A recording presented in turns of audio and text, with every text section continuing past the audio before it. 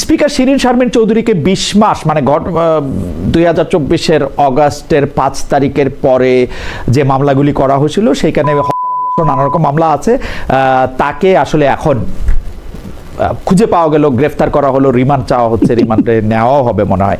এই ব্যাপারটাকে আসলে আপনি কিভাবে দেখেন? মানে খুব আইনের শাসন হইতেছে কিনা আমি জানি না। এটাকে আইনি শাসন না, আইনি শাসন আপনি এক ভাই বলতে পারেন এইভাবে যে এই সরকার এমন আইনি শাসন কায়েম করেছে যে সাধারণ মানুষ গ্রেপ্তার হবে যদি অপরাধ করে। সেরকম ভাবে স্পিকার তো অনেক বড় পদ না, এই বড় পদের একজন লোক, তাকেও কিন্তু আইনের আওতায় আসতে হবে। এইভাবে দেখলে এটা অত্যন্ত আইনি শাসন, কোনো সন্দেহ নাই, এটা আইনের শাসন। কিন্তু বাস্তবতা হলো জানেন, বাস্তবতা হলো যে আইন তো আপনারা মানতেছেন, আপনারা তো সংবিধানও লঙ্ঘন করেন মাঝে মাঝে।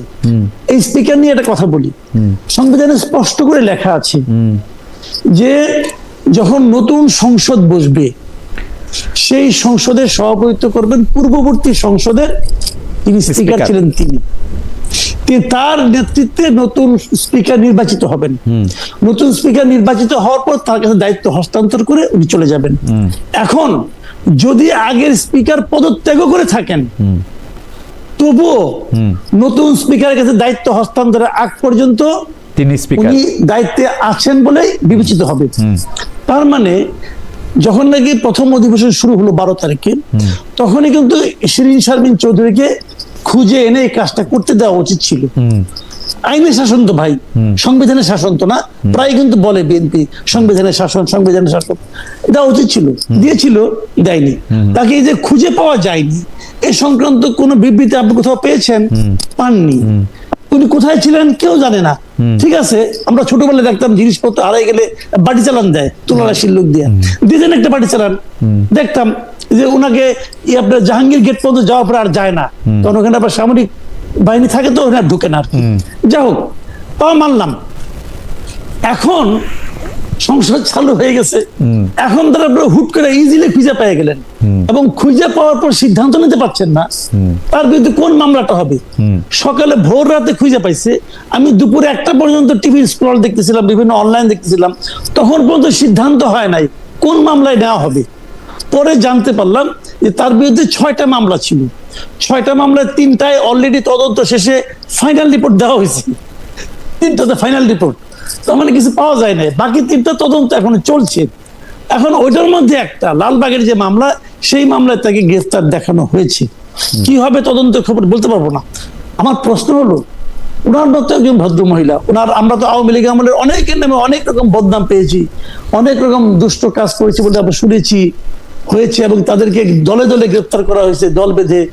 অন্তর্বর্তীকালীন সরকারের এটা একটা মানে নেশা ছিল যে কত লোককে একটা মামলা ঢুকানো যায়, আবার পরে চাপ পড়লে বাদ দেওয়া যায়, এগুলো চলছিল। তো শিরীন শারমিন চৌধুরী তো এই দেশেই ছিলেন, এই দেশেরই স্পিকার ছিলেন, আমরাও তো কিছু দেখেছি উনি কেমন লোক ছিলেন, উনি কতটা খুনি ছিলেন। আর ঢাকায় বসে একজন স্পিকার, ওনার মতো লোক, উনি যাকে চেনেন না জানেন না এমন একটা লোককে হত্যার জন্য উনি আদেশ দিয়েছেন এবং সে আদেশ পালিত হয়েছে অথবা পালিত হওয়ার চেষ্টা হয়েছে। এইগুলো ভাই আমাদেরকে যখন শোনান তখন আমরা কিন্তু সে আগের মতো করে ভাবি যে গল্পটা ভালো হইলো না, কারণ গল্পটা গোছানো হইলো না, গল্পটা গোছানো হইলো না। কাউলে আপনাকে ধন্যবাদ। তুলা রাশির আরেকজন দর্শক আমাদেরকে বলেছেন, ওনার নাম নাইম, উনি বলছেন তুলা রাশির জাতক ছিল না বলে আসলে বাটি চালান দেওয়া হয় না, এটা বোধহয় মাসুদ কামাল ভাইকে বলছেন। আমি একটু মাসকাত ভাইয়ের কাছে শুনতে চাই। মাসকাত ভাই, 20 মাস পরে ডক্টর শিরীন শারমিন চৌধুরীকে খুঁজে পাওয়া গেছে স্পিকার। আমি সবসময় এই অনুরোধটা জানিয়ে আসি যে এই চিত্রনাট্যগুলো যারা লেখেন এই রাইটার চেঞ্জ করার জন্য, কারণ একই গল্প আপনি ধরেন বারবার যদি বলে তাহলে তো এটা হয় না ঠিক মতো। তো এখন ব্যাপারটা হচ্ছে যে উনি যেহেতু একটি ফ্যাসিস্ট শাসকের সময়ের স্পিকার, সে কারণে হয়তো তাকে নিয়ে এসে তার মাধ্যমে শপথ পড়ানো সম্ভব হয়নি। তবে ফ্যাসিস্ট সময়ের প্রেসিডেন্টকে নিয়ে তো আমরা অনেক মানে আদরণীয় মুহূর্তের বিনির্মাণও দেখতে পাচ্ছি। সুতরাং এই যে ওনাকে খুঁজে পাওয়া খুঁজে না পাওয়া, এর মধ্যে যেটা হয়, আপনি তো ডিপ স্টেটের কথা জানেন, এ নিয়ে তো দীর্ঘ আলাপ আলোচনা হয়েছে। এখানে এটা নির্ভর করে যে ডিপ স্টেট কখন ডিপ স্টেটকে ম্যানেজ করে চলতে পারছেন আপনি, কখন আপনি ম্যানেজ করে চলতে পারছেন না। তো যতদিন উনি ম্যানেজ করে চলতে পেরেছেন ততদিন হয়তো তাকে গ্রেফতার করা হয়নি, যখন উনি ম্যানেজ করতে পারেননি তখন তাকে গ্রেফতার করা হয়েছে।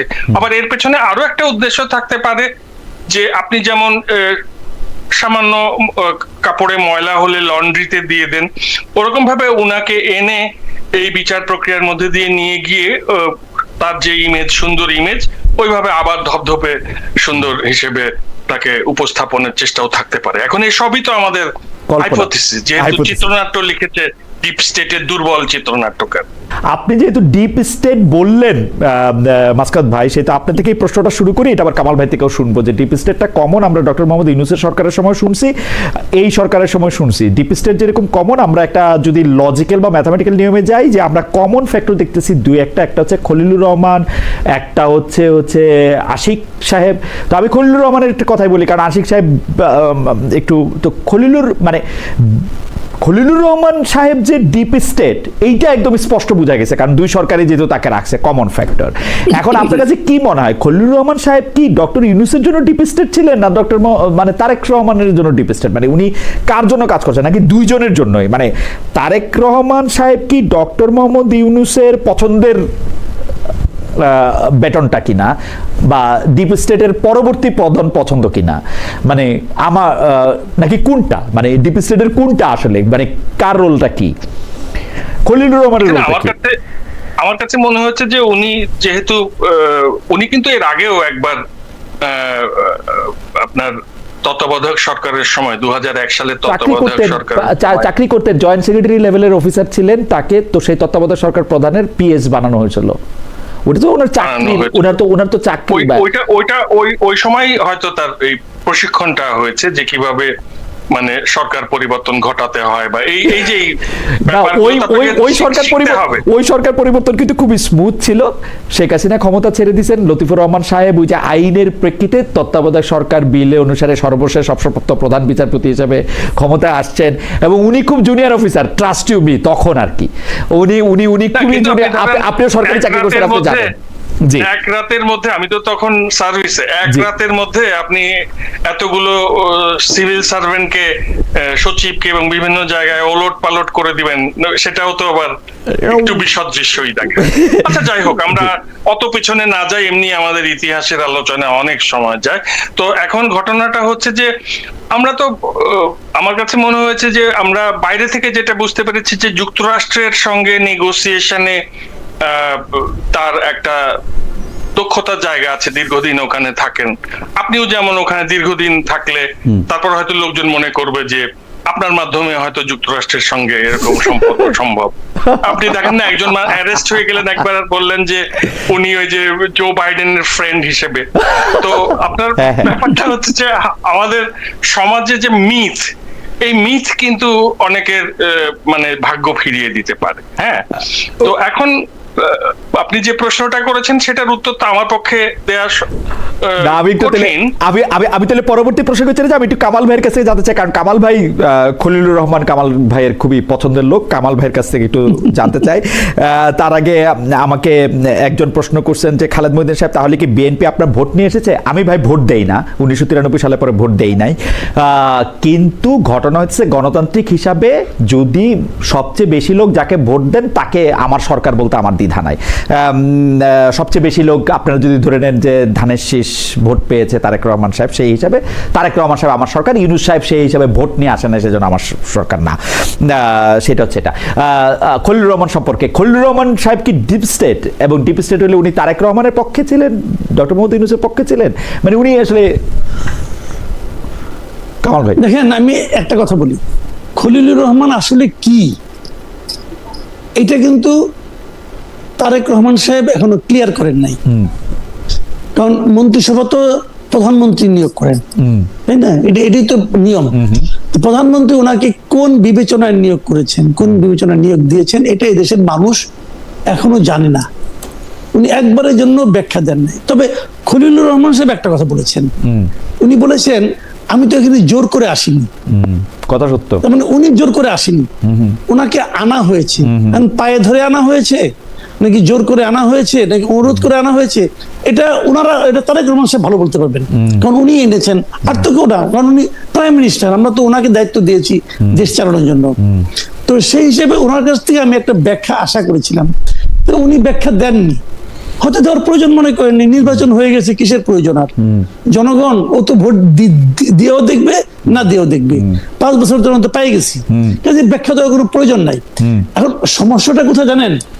মানুষ যখন ব্যাখ্যা খোঁজে এবং ব্যাখ্যা না পায়, তখন মানুষ নানা রকম চিন্তা করে, নানা রকম সন্দেহ করে। সেই সন্দেহের ডালপালা প্রতিদিনই জ্যামিতিক হারে বাড়তে থাকে, এবং তখন ওইটার সঙ্গে অন্য কেউ যখন একটা অভিযোগ উচ্চারিত হয়, অন্য কেউ যখন অভিযোগ উচ্চারণ করে, তখন ওইটাও সন্দেহের মধ্যে যুক্ত হয়ে যায়। যেমন ওনারা এনাকে নিয়োগ করার পর বিরোধী পক্ষের যারা আছেন, এনসিপি অথবা জামাত ইসলাম, তারা কিন্তু স্পষ্টই বলেছেন যে এই ডিপ স্টেট হলো খলিলুর রহমান। এবং যখন ওনারা এটা বলেছেন, তখন আমরা যখন ভাবি হলে হতেও পারে, কারণ খলিলুর রহমান তো খুব পাওয়ারফুল ছিলেন ইউনূসের আমলে, এবং উনি একটা গুরুত্বপূর্ণ জায়গায় ছিলেন। ওনার কথা অনুযায়ী সশস্ত্র বাহিনীর সবাই ওনার আন্ডারে ছিল বলতে গেলে ভার্চুয়ালি, কারণ উনি নিরাপত্তা উপদেষ্টা ছিলেন। তো নিরাপত্তা বিষয়কে যারা জড়িত, যে সমস্ত আমাদের সংগঠন অথবা প্রতিষ্ঠান সেই নিরাপত্তা নিয়ে জড়িত কাজ করে, তাদের সবারই উনি উপদেষ্টা ছিলেন, এবং উপদেষ্টা মানেই ভার্চুয়ালি মন্ত্রী। কাজেই নির্বাচনের সময় এই নিরাপত্তার সঙ্গে যারা জড়িত ছিলেন, তাদের কি খলিলুর রহমান কোনো ইনস্ট্রাকশন দিয়েছিলেন কিনা আমি জানি না, তবে সন্দেহটা কিন্তু তৈরি হয়। এবং তারেক রহমান সাহেব নিশ্চয়ই এটা খেয়াল করেছেন যে আমি যদি ওনাকে বানাই, তাহলে এই সমস্ত প্রশ্নগুলো আসতে পারে, এবং সেই সমস্ত প্রশ্নগুলিকে উনি মেনে নিয়েছেন যে আসুক না। এই সমস্ত প্রশ্ন আসলেও তারপরে যতটুকু ক্ষতি হবে তার চেয়ে বেশি লাভ হবে ওনাকে নিলে। অথবা কৃতজ্ঞতা বোধ বলতে একটা শব্দ কিন্তু আছে, আমি জানি না কে কার কাছে কি হবে, কি কৃতজ্ঞ। তবে এই সমস্ত সন্দেহগুলো আগামীতে আরো বাড়তে থাকবে। আমি মনে করি যে প্রধানমন্ত্রী অথবা তার যে সচিবালয় অথবা ওনার যারা প্রেস উইং, তাদের একটা ব্যাখ্যা দেওয়া উচিত যে হোয়াই খলিলুর রহমান। এই ব্যাখ্যাটা আমি একজন নাগরিক হিসেবে আমি জানতেই চাই।